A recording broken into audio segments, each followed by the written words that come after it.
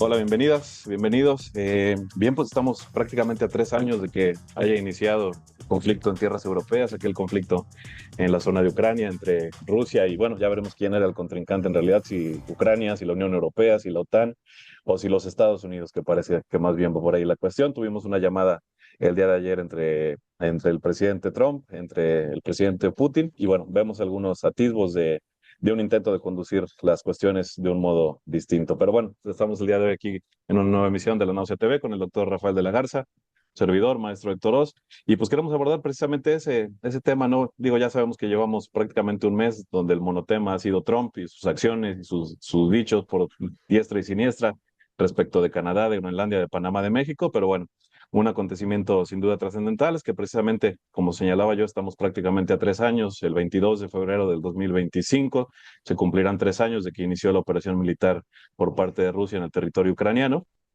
con ciertos objetivos específicos. Insisto, prácticamente 3 años de ello, pues estamos viendo atisbos ya de conducción de la política distintos relativamente, pero bueno, que apuntan hacia un eventual fin del conflicto, no para el día de mañana, evidentemente. Por ahí se señalan fechas, por ejemplo, significativas como el famoso 9 de mayo, que se celebra por un lado, por el lado occidental, como el famoso Día de Europa, mientras que Rusia reivindica precisamente que es el Día de la Victoria, conmemorando la victoria sobre el ejército alemán en 1945.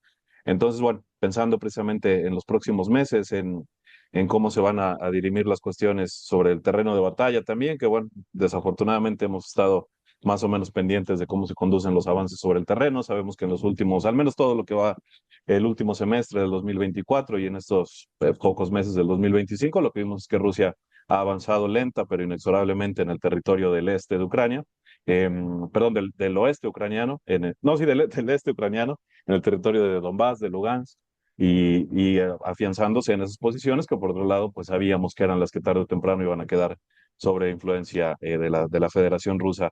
Recordar, pues llevamos, como señalo, prácticamente 3 años haciendo análisis en este sentido. Comentábamos ahorita con Rafa un poquito antes de iniciar la transmisión, pues que si usted nos regala unos minutos de su tiempo y se pone a revisar los programas que grabamos, insisto, en febrero del 2022, pues se va a dar cuenta de que muchas de las cuestiones que indicábamos en ese momento son las que vemos que se materializan ahora. Claro, todo el mundo está haciendo alaraca de que si Trump es el que está logrando por fin poner, poner un punto final a esta guerra, que si todo tiene que ver con que ahora las autocracias encabezadas por Putin, por Trump, cambian el panorama de la política internacional.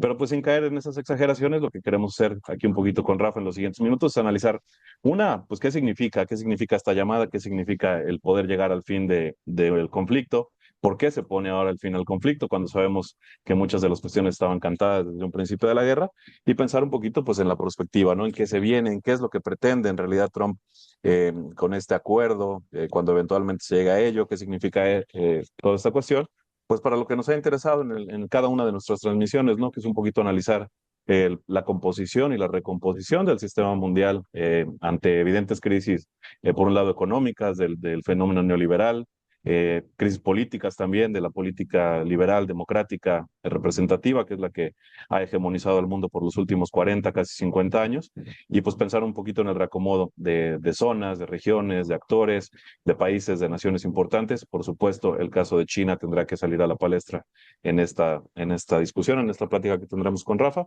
Entonces, bueno, te cedo el micrófono, Rafa, por donde podemos empezar a analizar un poquito esta llamada, esta cuestión. Sí, hola Héctor. Pues mira, todo el día de hoy y un poco desde anoche empezó a discutirse primero un poco las declaraciones de Trump de que había hablado con Putin y de que pues los dos estaban de acuerdo junto con Zelensky de acabar con la guerra porque es una carnicería. Digo, es como las lágrimas de cocodrilo Trump, ¿no? El sufrimiento de la gente y todo. Más allá de eso, que es para consumo, digamos, de las almas piadosas, por no llamarlas de otra manera, pues lo que hay aquí es, no, lo primero que se plantea es una pregunta y que todos los críticos dicen, hay un cambio radical en la política exterior estadounidense. No, sobre todo los yanquis, pero también ¿cómo es posible? No, no, no hay, o sea, la táctica puede cambiar, la estrategia no ha cambiado. y la estrategia es maga. Sí, vamos a tratar ahora sí de darle como una vuelta de tuerca para que nuestras grandes corporaciones recuperen el terreno perdido.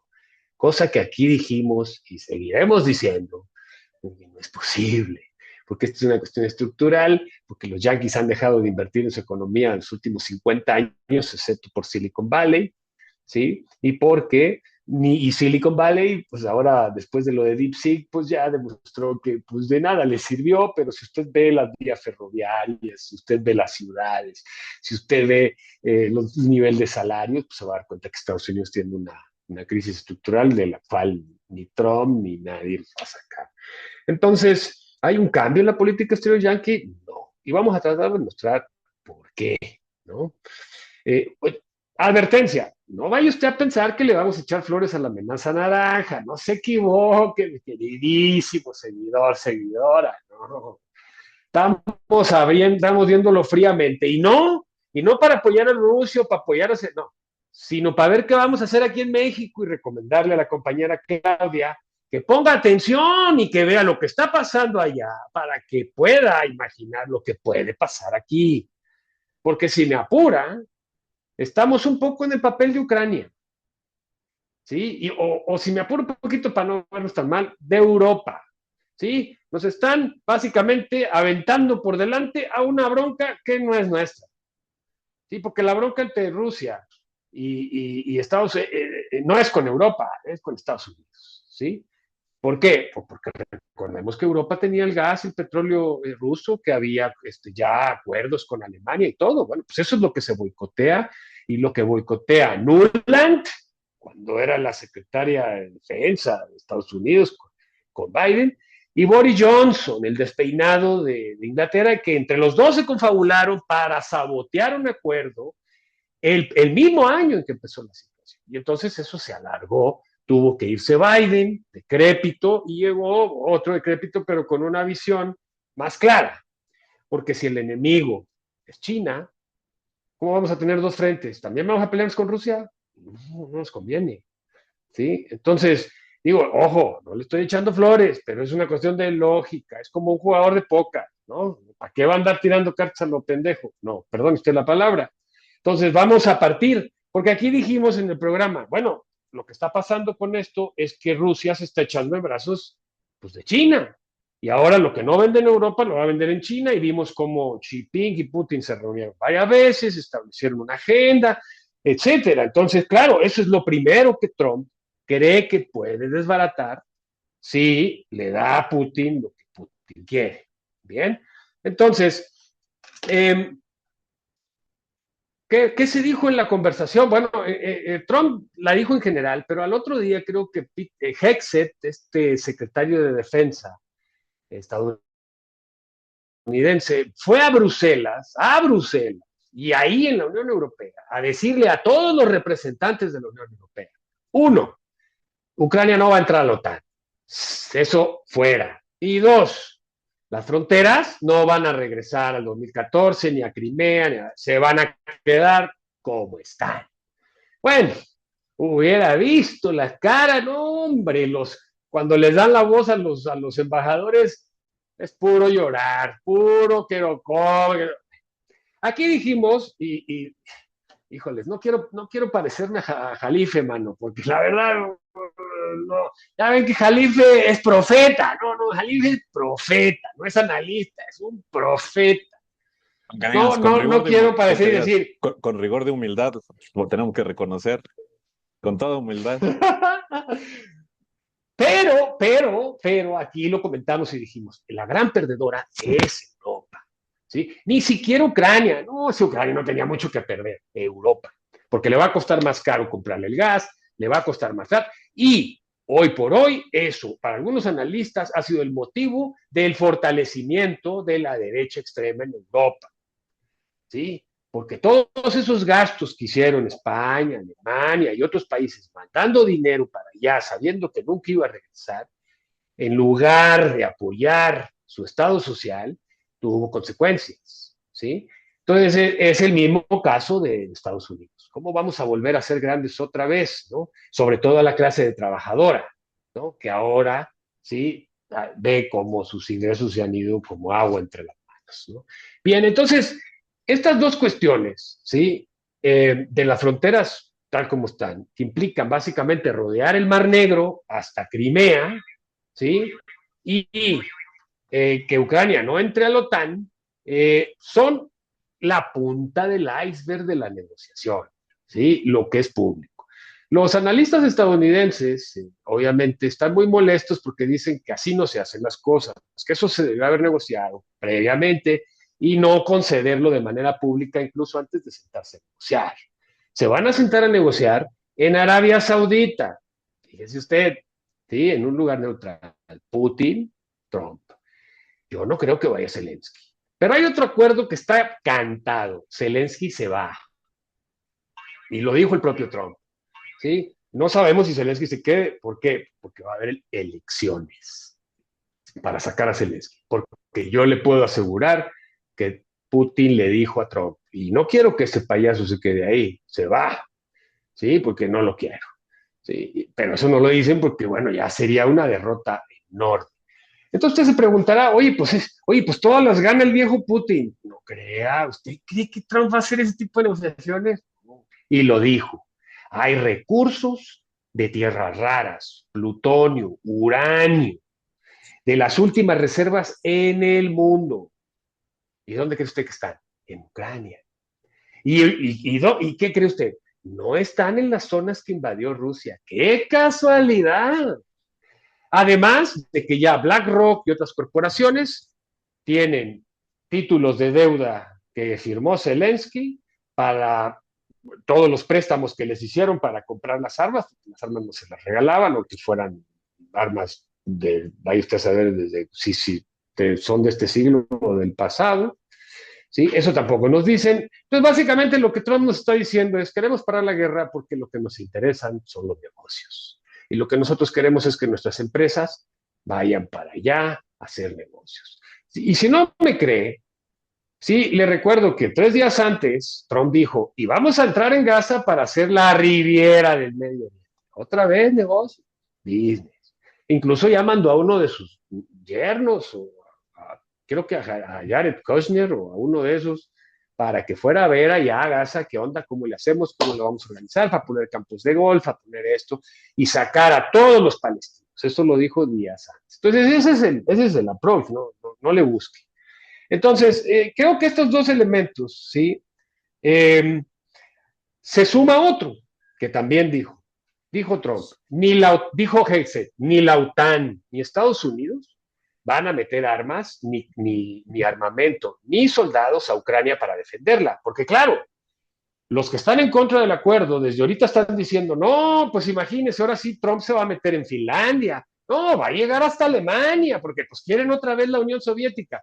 O sea, Putin. con el petate del muerto, ¿no? Como diciendo, no, pero es que si les damos esto después, o sea, que lo vienen diciendo desde hace tiempo y que es poco probable. O sea, Rusia no necesita extenderse en términos territoriales, pues es el país más grande del mundo y además tiene el Atlántico Norte y el Polo Norte. O sea, ¿de qué estamos hablando?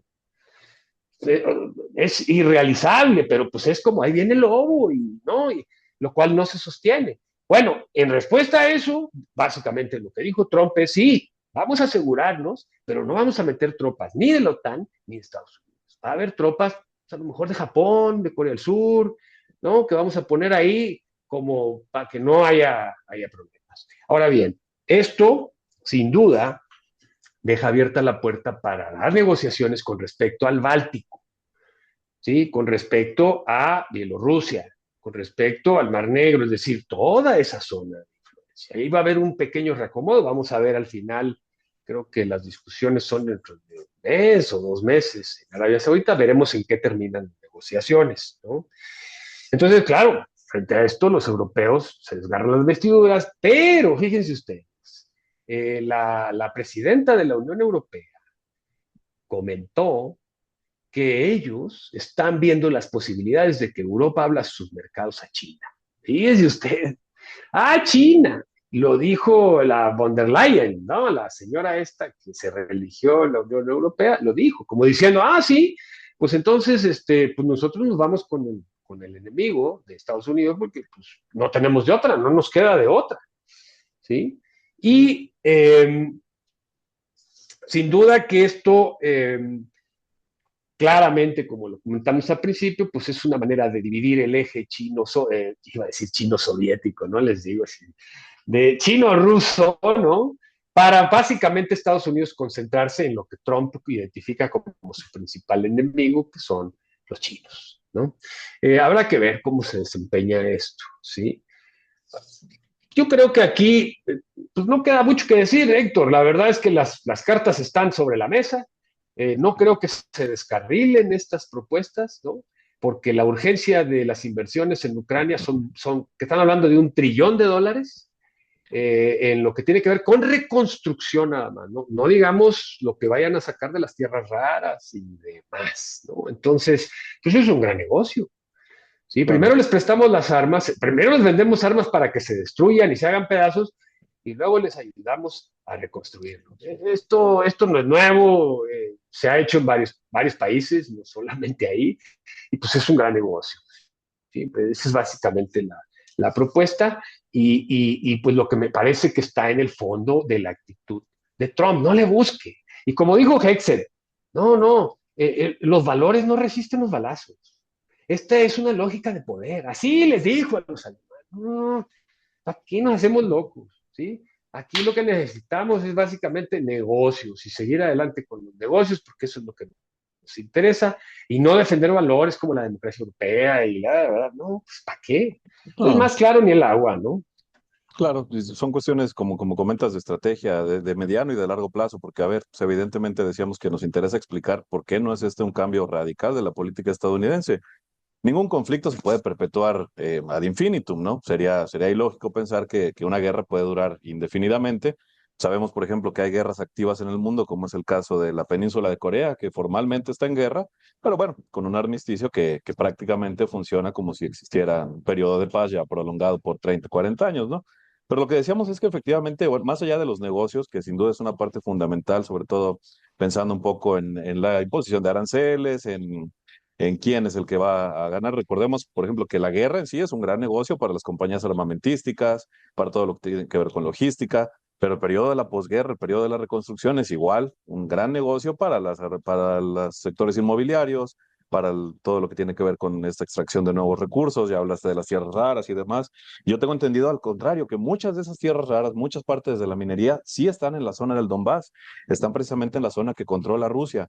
Entonces, bueno, tiene más sentido precisamente esa negociación. Me vas a reconocer a lo mejor no la anexión, pero sí la autonomía del Donbass, de Lugansk, de Donetsk. Me vas a reconocer por fin Crimea ya formalmente, aunque en términos reales nadie se planteaba que Zelensky fuera a retomar Crimea después de 10 años, ¿no? Pero entonces yo te puedo vender, te puedo comenzar a vender a ti, Estados Unidos, esas tierras raras que a ti te interesan. Estados Unidos tiene tierras raras en su territorio, pero lo que le interesa precisamente es controlar las que están en otros lados. ¿Por qué? Una, porque son negocio, pero la otra es para que no las controle el competidor inmediato, que es China, que tiene la ventaja en términos de refinación, porque quien refina las tierras raras en el mundo no son los Estados Unidos, no son las potencias tecnológicas europeas, es la potencia tecnológica del siglo XXI, que es China. Entonces, por ahí va la cuestión. Entonces, yo me quería regresar un poquito, ¿no? Y pensarlo. Si decimos que esta es otra fase del conflicto, si decimos, bueno, que 3 años de guerra sirvieron, yo creo que esa es la pregunta, ¿no? ¿Para qué sirvieron 3 años de guerra? ¿Por qué en marzo, en abril del 2022 se sabotearon todos los intentos de paz que ya estaban más o menos firmados? Nosotros no estábamos allí, no supimos si en verdad se firmó un acuerdo de paz entre Putin y los representantes de Zelensky, ¿no? Pero hay representantes que dicen que así pasó. Por ejemplo, gente de Israel mismo, el ex premier de Israel, se me escapa el nombre ahora, reconoció que esos acuerdos estaban firmados hasta que llegó Boris Johnson, como bien lo comentas, y lo echó para atrás. Y vamos a luchar, vamos a pelear hasta el último ucraniano. Y efectivamente lucharon prácticamente hasta el último ucraniano, por ahí veía yo que se están reclutando chamacos de 15 años para ir al frente. Ustedes me dirán Malos mercenarios, Héctor, malos mercenarios. aparte, que bueno, eso están desde el principio. Entonces la cuestión es, como decía, ¿por qué decimos que esto es una cuestión estructural? Bueno, porque desde el 2007, desde el 2008, Barack Obama, el presidente Nobel de la Paz, dijo que tenían que hacer el famoso pivot to Asia, es decir, voltear hacia Asia, voltear precisamente hacia China. Entonces, ¿qué fue esta guerra? Esta guerra, y lo dijimos desde un principio, no fue una guerra de Putin contra Ucrania, no fue una guerra de Putin ni siquiera contra la OTAN, más bien fue una guerra de Estados Unidos por controlar Europa, Fue una guerra de Estados Unidos para sujetar precisamente a esa parte de Europa Occidental que se le estaba queriendo salir del redil y precisamente encabezada por la Alemania de Merkel, que estaba en conversaciones importantes, sobre todo de tipo económico, con Rusia. El Nord Stream 1, el Nord Stream 2, todos los gasoductos que pasan por Ucrania. Eso era lo que estaba perdiendo Estados Unidos. ¿Qué es lo que vemos precisamente desde el 2007 para acá? Crisis financiera de por medio también. Es precisamente que lo que intentó hacer este último movimiento de la guerra en Ucrania fue sujetar a la política europea, a las disposiciones de Washington. Y efectivamente, ese es un triunfo ineludible de los Estados Unidos en Europa. Más allá de lo que podamos decir en términos de que si Biden o de Trump, lo que vemos es que hay ineludiblemente una sujeción por parte de la Unión Europea a las políticas de Washington. ¿En dónde lo vemos principalmente? En que están comprando un gas carísimo cuando tienen el gas barato a la vuelta de la esquina, pero por decisiones políticas no lo compran. Y otra, el terreno que tú mencionabas de los Bálticos, de Estonia, de Letonia, de Lituania, de Polonia, todos esos países son más que nunca los perritos falderos de los Estados Unidos dispuestos a garantizar el control de los Estados Unidos poniendo bases, que fue precisamente lo que quiso evitar Rusia desde ese 2007, ¿no? Mucho se hace referencia, por ejemplo, precisamente empieza el día de mañana, o sí, mañana 14 empieza la famosa conferencia de seguridad de Múnich. Precisamente en el 2007, Putin dio un discurso ahí que se ha hecho famoso porque anticipaba lo que se iba a venir hasta el día de hoy, ¿no? Si Estados Unidos se sigue expandiendo, si Estados Unidos sigue intentando controlar posiciones europeas, eventualmente le va a tocar la puerta a Rusia y Rusia va a tener que responder. Entonces, eso fue lo que nosotros describimos. Ni siquiera se trata de teorizar mucho, simple y sencillamente de describir cómo se dieron los acontecimientos hasta el 2022 que desencadenaron esa operación militar. Y cómo lo que vemos ahora es que, bueno, en una fase distinta del conflicto, porque el conflicto no se va a terminar, el conflicto se va a trasladar a lo mejor de posiciones geográficas, en esta fase distinta del conflicto lo que interesa es, bueno, ya tengo garantizado más o menos que Europa va a seguir respondiendo a mis intereses, a los intereses yanquis. Ya tengo garantizados que todos esos gobiernos ahora, como decía Rafa, me van a invertir el 5% de su Producto Interno Bruto para la OTAN. ¿Qué quiere decir eso?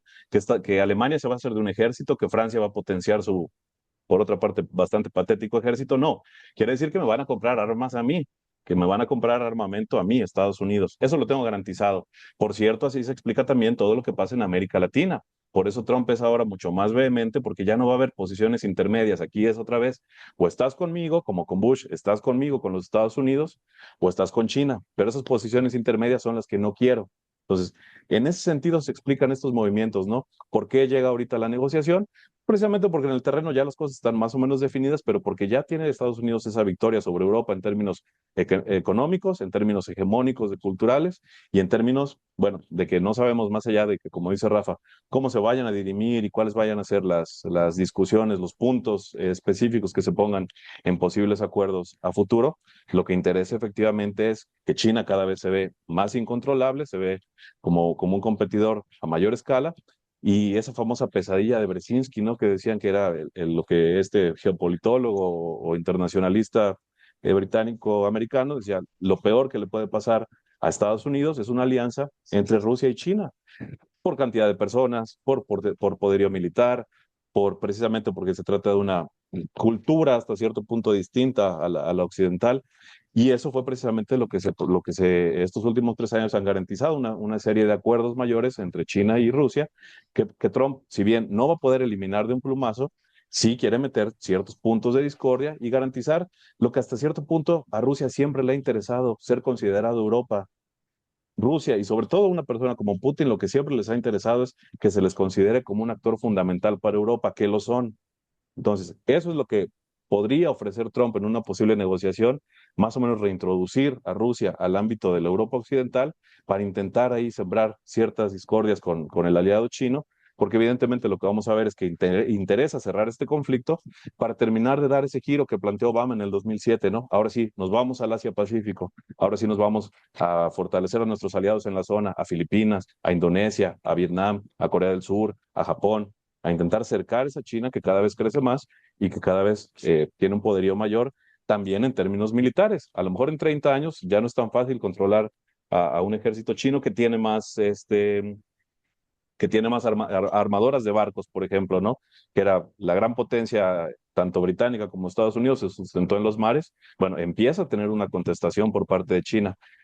pocas cosas creo que podemos decir más allá de los discursos, que si las autocracias, que si ahora vamos a ver un nuevo Yalta, ¿no? Por ahí dicen, ¿cuándo vamos a ver? Que si el 9 de mayo vamos a ver la foto entre Putin, Trump y Xi Jinping, y eso nos va a permitir hablar del fin de la democracia, del fin del liberalismo y del surgimiento de un nuevo orden mundial. No es tan sencillo, ¿no? Pero sí vemos atisbos de que Estados Unidos está recomposicionando, está reorientando su estrategia hacia China y tiene por eso que poner un punto final hacia lo que pasa, por un lado en Europa del Este y por otro lado el caso que mencionaste, que es el de Oriente Medio, ¿no? O el Sí, Próximo sí, Oriente. efectivamente, porque pues, también Oriente Medio se está inclinando hacia China, pues esto no es ninguna novedad, ya no digamos África, ¿no?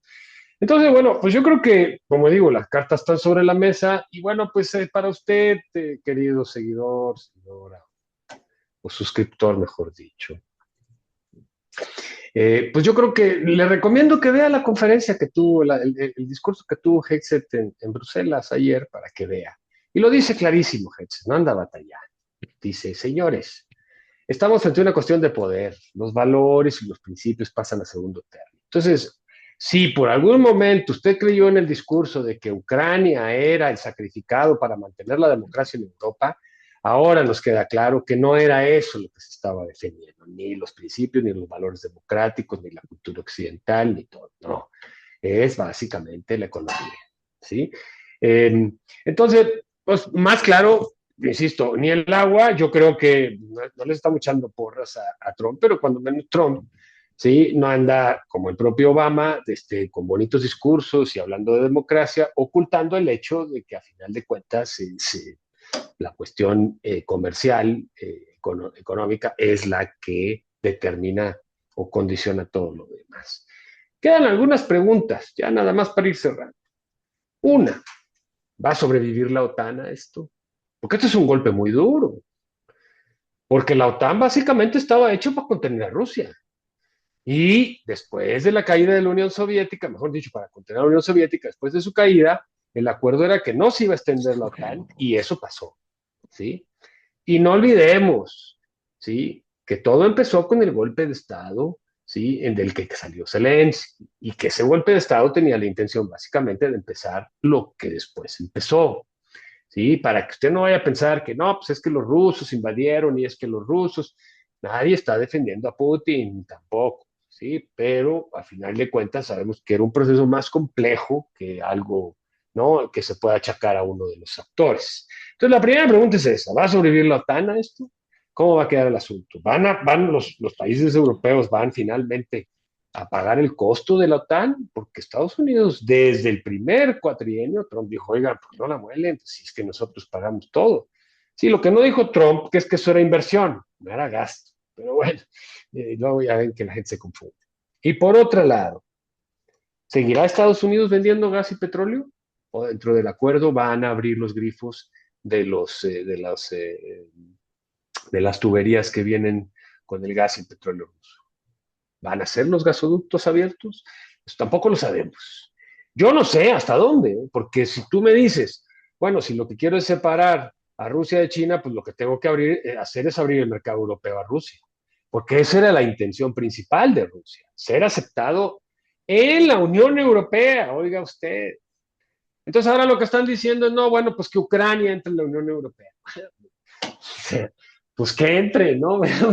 Es como Sí. una, pues es como una victoria pírrica, pues dices, y luego, o sea, ¿como para qué? Para que las empresas europeas vayan a invertir y a saquear Ucrania, porque aquí hay otra cuestión. ¿Qué va a pasar con Ucrania? Usted vea todos los países que Estados Unidos ha abandonado en las guerras, vea cómo está Afganistán, ¿sí? Vea cómo está Libia, ¿sí? Cómo está, se fragmentan, son países que no pueden sostener una administración coherente. ¿Por qué? Pues porque están metidas las grandes corporaciones que se dividen el país y básicamente son las que mandan en sus territorios. Y por último, y como le decía yo a usted al principio, no es porque no quiera a la presidenta, la Claudia es, vamos, a mí me parece una mujer que ha venido subiendo el tono con respecto a todas estas cuestiones de los aranceles, etcétera. Pero hay un error que aquí mencionamos y que tiene que ver con la idea de que nosotros tenemos que apoyar a Estados Unidos en el pleito con la economía china. ¿Por qué? Y vuelvo al tema, ¿por qué Europa tenía que apoyar a Estados Unidos en su bronca contra Rusia y China? A cambio de que vea usted el resultado. Entonces, o sea, vamos a hacer nosotros lo mismo, vamos a unirnos, ¿sí? Al cabuz del tren estadounidense para pelear una pelea que no es nuestra, que ni nos beneficia y nos perjudica muchísimo, ¿sí? ¿Por qué? Pues porque nos vamos a cerrar el espacio a la gran economía. Entonces, ¿o acaso usted me está diciendo que Estados Unidos respeta nuestra soberanía y que es un gran socio comercial? Vea lo que está haciendo el socio comercial con tratados de por medio, violándolos como si no pasara nada, ¿sí? ¿Para qué nos vamos a meter en ese problema? ¿Sí? Eso es, te digo, es un error geopolítico enorme. Entonces yo invito a Claudia con todo el corazón, con todo mi corazón. Ojalá me esté escuchando alguno de sus poderosísimos asesores, ¿no? Que anda pulsando la opinión pública, ¿no? Que le diga, que vea bien lo que está pasando en Ucrania, para que comprenda cómo, ¿sí? Que cuando se pelean los dos grandotes, los chiquitos, lo único que hacemos si nos metemos es, como dicen en el monte, meternos en las patas de los caballos. ¿Para qué? No es nuestra pelea. Sí, de hecho a nosotros nos favorecería diversificar nuestro comercio. Es lo que todo el mundo está haciendo. Gracias a que ya no hay un poder hegemónico central que nos obligue a comerciar con ellos y a dejar de comerciar con otros. Lo dicen en todo el mundo. ¿Dónde están esos asesores? Digo, que Marcelo Ebrard no lo entienda, pues no, pues es un... Marcelo está obsesionado con llegar a la presidencia, ese es su objetivo. Y si para eso tiene que tragar sapos y decir estupideces, como, es que es ilógico lo de los aranceles. A ver, ilógico, ¿para quién? O sea, yo no lo puedo creer, ¿no? Que salga y lo saque. O sea, hay tanto que gastamos en tu educación, Marcelito, a que salgas con esas babosadas. Pero bueno, eh, su carne, no, Tintán era el picudo, Marcelo siempre fue penitente en la dupla, entonces pues lo sigue haciendo porque pues el que lleva la voz cantante pues es la presidenta y pues su antecesor, que no vamos a mencionarlo porque para qué no vayan a decir, no, este cuate machista, ¿cómo?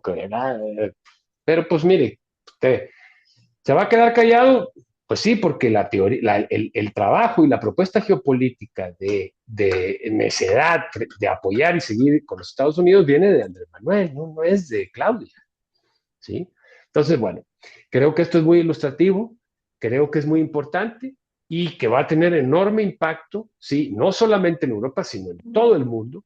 Estaremos a la expectativa y pues ahora sí que me da mucha pena decírselo a los europeos que siguen este canal, olvídese usted todos los días, pero se los dijimos, les dijimos, no les conviene, los van a usar como moneda de cambio, y eso va a potenciar a la derecha radical y vea usted la cantidad en esos años, cómo se ha potenciado y se ha fortalecido esa derecha, porque, pues porque estos países, ¿sí? Aumentaron el costo de la energía por una cuestión política, ¿no? Claro. Para ponerse de lado. Entonces, por favor, yo creo que es muy importante porque si no, esto pues de nada nos sirve. Estamos en el mismo barco y bueno, pues estaremos a la expectativa de los próximos días y por supuesto cuando se reúnan Putin y Trump en Arabia Saudita. Y yo creo que lo pones de forma interesante, ¿no? Porque mira, más allá de que si la decisión de continuar con este modelo fue de López Obrador o si de Claudia Sheinbaum, yo creo que lo que vemos que aplica para el resto del mundo, sobre todo para este mundo occidental, con todas las comillas que se le pueda poner al adjetivo de occidental, es precisamente la continuidad estructural de ese neoliberalismo, pero no nada más en términos económicos, sino también en términos políticos. Cómo se expresaba el neoliberalismo en términos políticos? Pues con este consenso de centroizquierdas y centroderechas, ¿no? PRI, PAN, PRD, haciendo más o menos lo mismo. Y ojo, Morena y los progresismos no siendo algo radicalmente distinto de ello. Y en Europa lo vimos en país tras país, ¿no? El PSOE y luego PP, la socialdemocracia y luego la democracia cristiana en Alemania. ¿Qué es lo que está pasando ahorita? Bueno, esas ultraderechas, pero que a la hora de la hora resulta que ni son tan derechas ni son tan nacionalistas, porque ahí está Meloni doblando las manos con la OTAN, ahí está, por ejemplo, Le Pen diciendo, no, pues es que de la OTAN ya no nos vamos a salir, ya no es esa propuesta nacionalista de Gaulle o qué sé yo. Es decir, este consenso, aunque sea a veces no me gusta usarlo, pero liberal conservador, centrista, neoliberal, es el que, y por eso yo a lo mejor me atrevo a dar una respuesta a tu primera pregunta, sí, la OTAN va a sobrevivir mientras sobrevivan este tipo de gobiernos, ¿no? Y más, por ejemplo, con la integración en la OTAN de países como, insisto, Estonia, Lituania, Letonia y Polonia, que son precisamente los perritos falderos, pero esos perritos falderos, ¿qué ruido hacen? Normalmente son más escandalosos que los que de veras puedes morder.